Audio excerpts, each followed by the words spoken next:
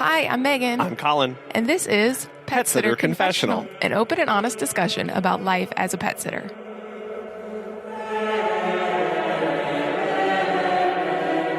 Hello, everyone. Welcome to episode 237. 237. Hello. We appreciate you joining us today and also want to thank our wonderful Patreon supporters. Like Beth, Claire, Adriana, and Becky. Thank you so much for contributing to the show and helping make it what it is. If you would like to learn what it means to support the show with the price of a cup of coffee every month, you can do so at petsitterconfessional.com/support. So right now we are in December, the end of the year. Whew. It kind of flew by. I don't know what happened this year. Well, I think it's because everybody was so busy and we're continuing to be busy, and that's great. Never really took our foot off of the gas. It just kept growing and building for a lot of us. And so we are going to talk about a year-end business review. It's a really great time of year to just take one moment to step back to think about how the year went, because it really brings to mind a quote by Maya Angelou: "If you don't know where you've come from, you don't know where you're going." A review really is taking a holistic view of your business over the last year and seeing what actually happened. It's taking a moment to just look up from the grind, look up from those daily tasks, and think a big picture. And we've talked before about doing regular reviews, Right. Quarterly reviews, at least half-year reviews. We've talked about business introspection before, and just really looking at the big picture, like the 30,000-foot view, and going, is this working? Is this not working? What do I need to change? Right. So if you were doing those kind of reviews throughout the year, nothing should be a shock when you do the year-end review. Well, and it'll make it a lot easier too, because Yeah. you've done it in little chunks versus the whole elephant. But a lot of people don't think about doing it throughout the year. They're either too busy, I don't have the time for it. Maybe they've never thought of it before, or it could be your first year in business, so you're just learning about these kind of things. That's fine. That's great. This review is a time to look back at the goals that you set for the year and whether you've accomplished them or not. It's also a great time to really understand your financials as well. You can assess them personally, how you're doing, and then start to plan out what you need to change in your business. It's also a time to check in with your staff and make sure that you have the culture and support that you want for your business to be running the way you want it to be. So we're going to break down the year-end review, and it really includes separating yourself from the business. So like I just said, like a bird's eye view. It's wise to disconnect yourself emotionally by approaching the process with, curiosity. You really want to learn more about what's going right, what's going wrong, and really come at it from a stance of wanting to learn more rather than fear and criticism. Yeah, and I think that's huge for many of us because we haven't taken the time to look at our business before. So we may actually be afraid of what we're going to find. We may be afraid to look at those financials. We may be afraid to look at the kind of people that we've hired or the kind of clients that we have or the money that we've spent. But if we're coming at this going, I have to look at these things so that I can improve. I need to be curious about this. I need to know how my business is operating so I can make well-informed decisions. That's going to really set you up mentally and emotionally. It's going to set you up well to continue the process because you have to recognize that you're trying to make your business better and that you're always growing, always changing and learning new things. It's okay to learn. It's okay to admit that the year wasn't the way that you wanted it to run. It's okay to admit you know things now that you didn't know at the beginning of the year. That's growth, that's progress, and that's what we want. It's important to go into this process with a positive mindset and look forward to the results because no matter which way it goes, you're about to make it better. That's the great thing. Learning, growing, changing, that's what this is all about. A proper year-end review is not done in one afternoon. I mean, I guess it can be if you're like really focused and you have a lot of time, but this is really a deep dive into your business, your values, and your goals. So keeping the pace is important. Schedule time slots each day during one particular week. If you have that kind of time, your needs may dictate more or less time depending on what you find in your business, but don't shortchange yourself. You, your company, your clients, if you have staff, they deserve this time and attention because everybody wants to make your business better. Well, and we do tend to focus and plan for the future as business owners, as entrepreneurs. We always like to look ahead, but rarely do we give a critical eye to the past, meaning that what we're doing is we're stunting our ability, we're limiting our ability to learn from our mistakes and lean into our strengths. So that's why we set this time aside to do the business review, to do the year-end review, to lean into those places where we need to grow and learn from so that we can continue to look forward and hope for better things. So let's get into it. There are going to be 5 major aspects that we're going to look into.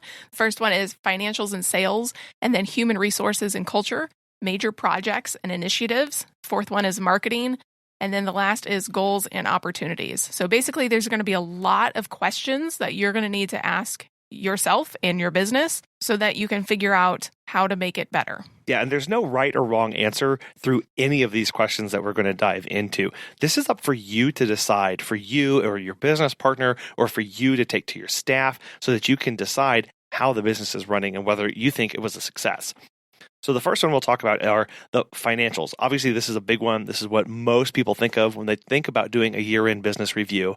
And we're really looking at 2 major buckets here. If you're just getting into this, you're looking at a profit and loss, and you're looking at your cash flow. So the profit and loss is just what you made and what you spent for the entire year, for the entire business.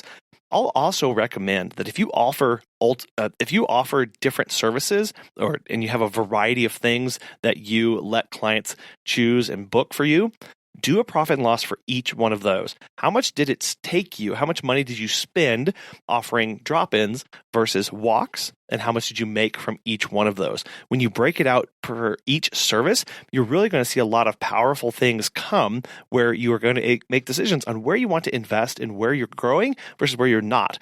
I know a lot of people may offer boarding or daycares in their homes as a way to supplement their other income. But you may find that you're actually losing money on those on a per hour basis, and they're not actually worth it for you given the amount of bookings and hassle and trouble that you have. Then you're going to look at your cash flow. Your cash flow is really just simply the money coming in and flowing out of the business. What are you spending money on? What are you making each month? And then again, that profit is what you've made above and beyond that. So if you find you're struggling paying bills, if you find that you're having trouble staying up to date on invoices or things like that, the cash flow statement is really going to help you understand what exactly is going on. Where are the bottlenecks in getting paid? Where are the bottlenecks in the services and pricing and things like that you're struggling with for your business? And you can use a software that's really simply, we use waveapps.com. It's a free version. It's free, very similar to things like QuickBooks, but you can get those or you can do other things. Having a software will really help. If your financials are really simple, you can just use a simple spreadsheet or Google Docs to work out these numbers. But sitting down, and this will really take probably the most amount of time, is getting everything set up and then answering some of these questions. If you started selling products this year, I know a lot of pet sitting businesses did, and we're thinking about getting into that as well. But which ones sold better than expected? Which ones sold worse than expected? Which ones were customer favorites? Which were they not interested in at all? It's important to look at these things. Then also, what sales channels generated the most revenue? Was it Facebook, Instagram, particular ads that you took out, whether on radio, newspaper, magazine, or digital ads as well? Or was it word of mouth? And where this really, again, comes to the powerful of understanding of what services or products generated the most money and what was worth it versus what was spent on that, you may have a goal of increasing pack walks because you can make more money for each time period because you've got more dogs on there. However, it can be hard to time those and coordinate those, or you may be finding that you're spending a lot of money advertising to fill in some slots, and it's just not paying off in the end because you're spending all this money to advertise, but per slot, you're not actually getting that back at the end of the day. So asking these questions can help you decide which services, or as Megan mentioned, which products to focus on and which ones may not be worthwhile to stick around. The second bucket of questions to ask yourself is in regards to human resources and culture. So if you don't intentionally build a company culture, it will likely build itself for you, and you probably won't like the results. I mean, even if you're flying solo, a lot of solopreneurs, having a well-defined value system or mission statement offers you a roadmap to your success. So what did you do this past year to cultivate a positive culture? What opportunities were missed? How will you be even more intentional about it in the new year? If you have staff, it's a hard question, but now's a good time to ask it. Who do you need to fire? Who is it time to let go and let them move on? Or maybe you're looking to staff up and looking at other positions around you. So what areas do you actually need to hire more people or get help with? And asking these questions about what was I intentional about? Sometimes that is hiring people. Sometimes that's firing people.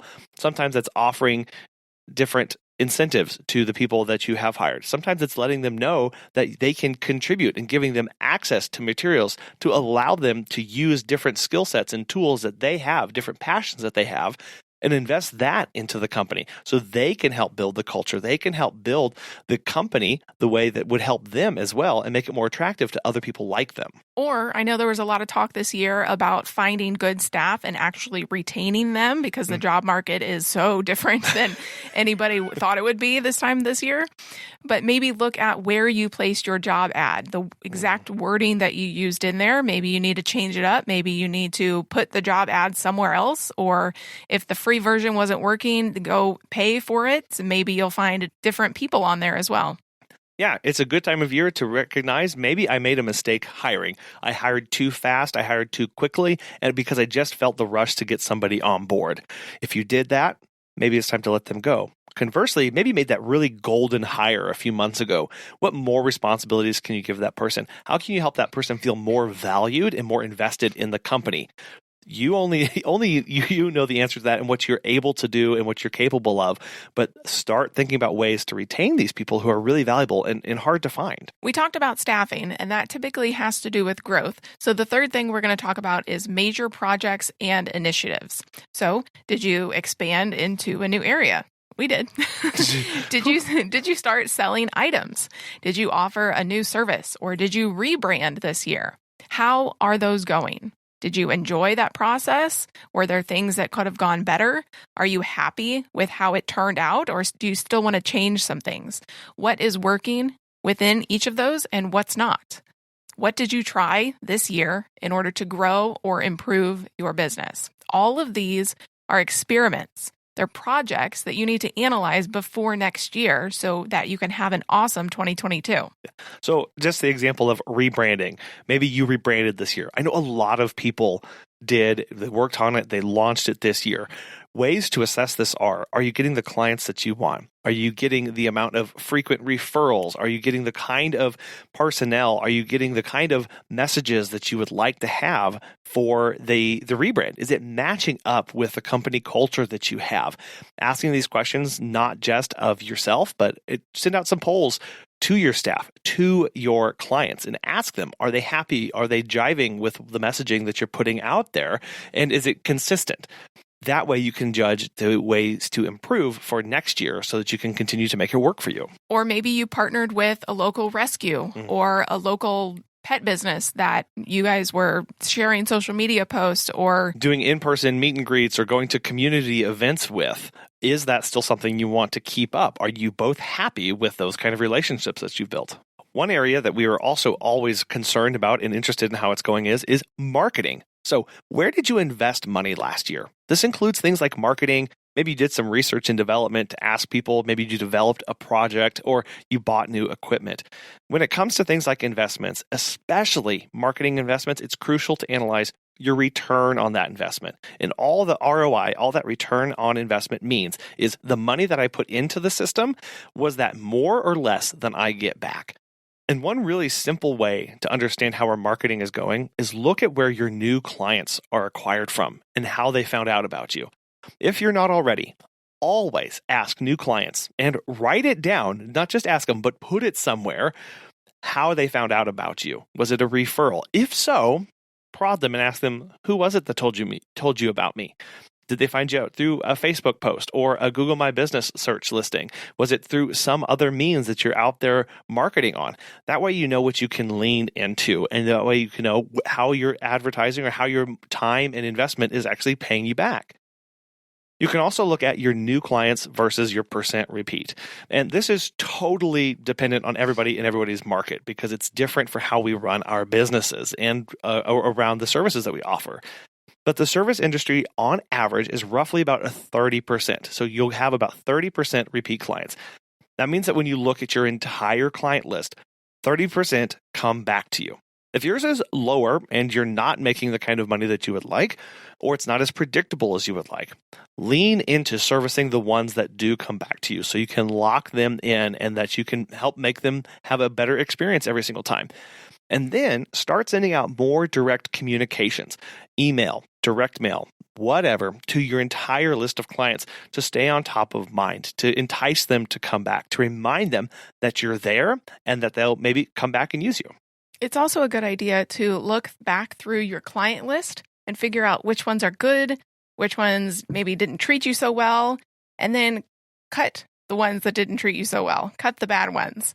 Also, which ones are making you the most profitable, giving you the most money each year. I know Brian Taylor, the dog father, had talked about that he goes through his client list every few months and basically cuts out the bottom half, like the 20% or something at the bottom that are not making him as much money. And he focuses on the top ones, the ones that the clients that buy the packages and really support him financially very well. The repeat clients. So he's trying to boost his percent clients that are returning to him by getting rid of the ones that don't. And what that does is it makes more room for new clients who you can potentially move up into being more repeat clients and using your services more often. So cut out the ones that don't respect your boundaries, the ones that you don't like to work with.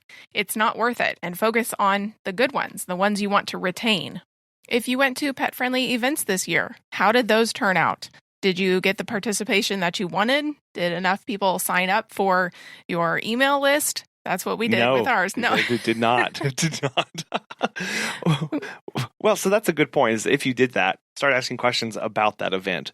Should you have had more things there? Should you have been out walking around talking to people? Should you have had a banner? Should you have been there at all? Yeah. Should you? Or yeah, exactly. That's always an option. Maybe it's just not worth your time and investment in all the things that you have to bring to make it pay off. When you talk about marketing, I also think of your branding and maybe the shirts that you wear. So we invested in new shirts this year that on the front said in big bold letters, Pet Sitter. And so we got a lot. I feel like that really worked well for us this year. We got a lot of questions of, are you a pet sitter or is that real? Then yes. And then out comes the business card and a good explanation. And it started a lot of conversations. Yeah. So look at your logos and your branding and all of that stuff as well. And if that's working for you, great. And if you want to change some things, then figure out what that is. We've been saying that this is a 30,000 foot view conversation. So we need to look at our goals and our objectives for this past year. What were your achievements? What happened that you were excited about this year? What goals did you reach?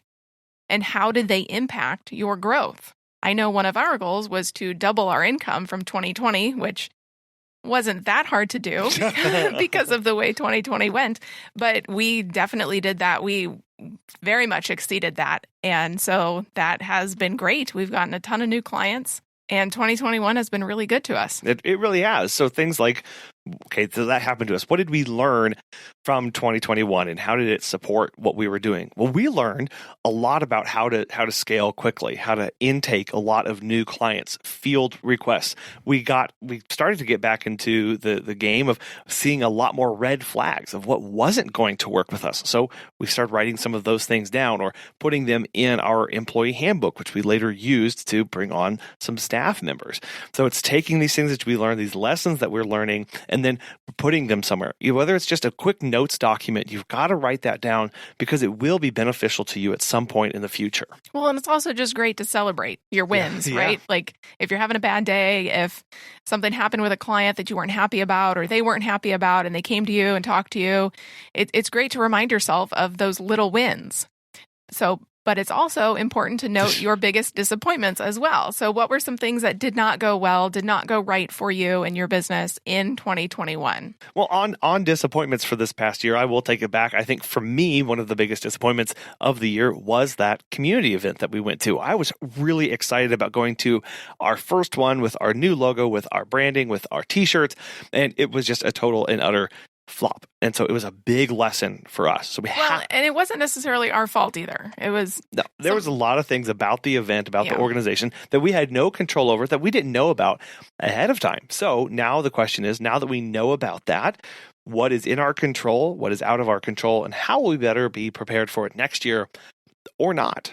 And on the goals that you're talking about, you need to identify which ones are worth keeping. Look back over the last year. Are there any ones that we want to keep around? Or maybe we need to get rid of some, offload ones that either are no longer relevant, ones that we've accomplished already, or ones that don't quite fit what we're wanting to do. And then how will we redirect not just my energies, but the people's around me to have a better desired outcome? But I will caution, don't be hasty in ridding you or your team of worthwhile goals that didn't pan out.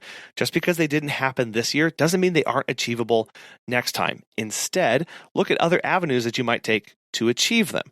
Your new list of goals should include long-term and short-term goals. And then once you've completed your review and your whole planning process, like we said in the beginning, schedule a monthly or quarterly block of time to perform mini reviews. And that way you don't have to do a whole big, long, somewhat scary review at the end of going, oh my gosh, I don't know where the year went and what actually happened over the year. You can get it in small chunks instead. And write it down in a Google Doc or Word document. It's a living, breathing document. Make changes as your year goes on. Note your wins, like we just talked about, and continue to celebrate them. And that really is something that I know we can get a lot better at, is that those periodic check-ins with our business. And I will say it's not just that it's easy to stay up to date. It's because it really helps you make small course corrections throughout the year each time. Instead of having to do this major overhaul once a year, you'll build up your anxiety. It's harder to turn the ship 180 degrees all at once versus 10 or 20 degrees each time as we're trying to navigate these waters. That is running a business in pet care. If you do a year-end review, what do you include in there? Are there some of the things that we talked about today, or are there completely different things that we didn't even think about? Probably that one. Yeah. But let us know on Facebook or Instagram at Pet Sitter Confessional. We have a Facebook group with a ton of other pet sitters in it. It's called Sitter Confessionals. Or you can give us a call, 636-364-8260. We love voicemails. Yep, I still don't know the phone number. On today's segment of Ask a Pet Biz Coach, Natasha O'Banion is going to answer, how can I get started with subscription boxes? Yeah, so subscription boxes is a recurring revenue stream. It is a product base, so you can model it on different ways. The way we do it is it's called a surprise box. So we get to pick different items each month to give our subscribers. They don't know what it's going to be. We shop local and we shop afar, and we just give them a variety of things, human and pet related, and they really enjoy the box. I mean, you guys have seen them. BarkBox has theirs. The Kong box has theirs. Everybody has their rendition of it, but I really like giving human and pet a little bit of something in our boxes. So it's something you put on recurring revenue. You can easily get a company to make you your own design. I personally use Doc's Design. I've been using them for a while now. And once you have the box ready and you have your subscription members, you literally just package it and send it out. It's not a big, not a big hangover on that one. Yeah, I think when we start moving into more products-based, that's where a lot of headache or concern or anxiety comes from, because we feel like we're managing things, or now we're shipping and we're having to deal with products and stock. But it really sounds like that's not a huge weight on your shoulders, at least. No, I wouldn't say shipping and receiving is any different than an average day on a holiday. Yeah. Like we've dealt with way worse. I've seen businesses get way more chaotic than going to the post office and sending a box. But it's also something you can offer your teams if you want to offer more hours. That's always something that I send back to them. Hey, we have boxes now. I want you to help me do some market research. I want you to help me find some new items that are on the market, or things that our clients would enjoy. They always love the tumblers. They always love t-shirts. They always love journals, new pens, things that you think the owner would actually enjoy. Because the thing is, we spoil the dogs 24/7, but we forget about the humans. If you can show the humans an experience, you're going to keep that client forever. Natasha is a sales queen and runs her own dog walking business. If you'd like to work with her on one-on-one, you can do so at her website, startscalesale.com, and use the code PSC20 for 15% off. Thank you very much for listening today, and also thank you to our Patreon members for supporting us every month. Yes, thank you so much.